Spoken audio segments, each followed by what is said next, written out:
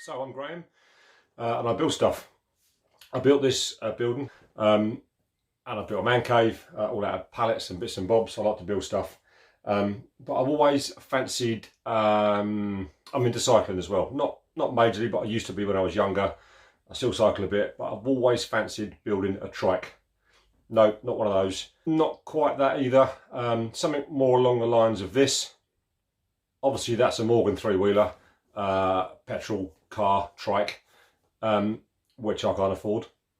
But I like the look of the Morgans, that kind of classic 1930s, two wheels at the front, wheel at the back, which is what I'm going to try and build. I've been on loads of forums and YouTube channels and websites, and the kind of two at the front, one at the back approach is really popular. But most of them are kind of quite small, with your feet pedaling ahead of the front wheels, which are, again, nothing against them, but not keen on them. So I'm going to go, hopefully, go for that classic Morgan look.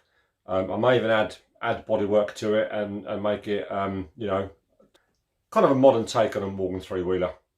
Eventually, at the plan, if it works mechanically and it all kind of handles and drives well, I plan to electrify it, so some kind of electric motor, batteries, speed controller, etc, etc. So join me, follow the videos. I'm going to do it out of, not scrap so much, but I need certain components from old bikes, which rather than buy the components new, I'm better off just buying up old bikes. I've got a couple of bikes laying around. So yeah, I'll start the build and join me. Hopefully it will turn out to be something pretty cool. Fingers crossed.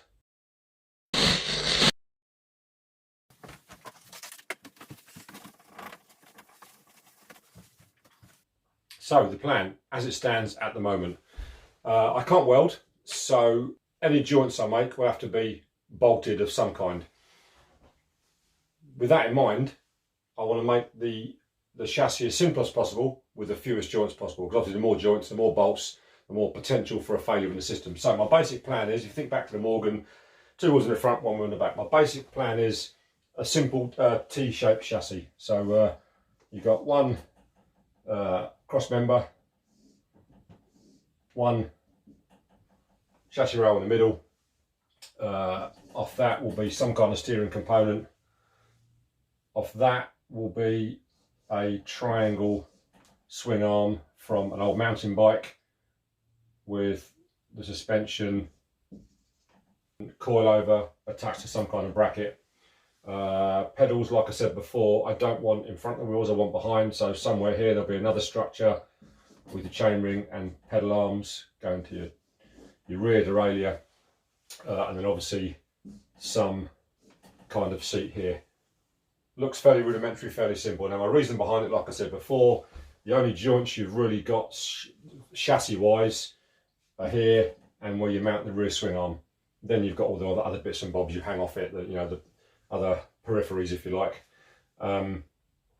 So yeah, what I'm thinking, because I can't weld, for this joint here, I have some box section aluminium which I bought from eBay.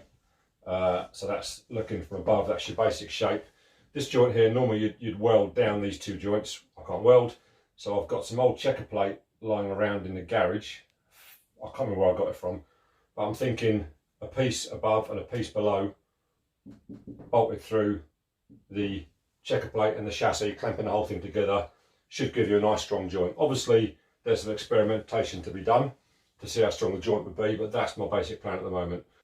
There's a whole load of stuff also to think about, the steering setup, because on a trike or any kind of car that has front steering, getting the angle of the steering correct, getting the caster and the camber lined up correctly so it steers accurately is critically important.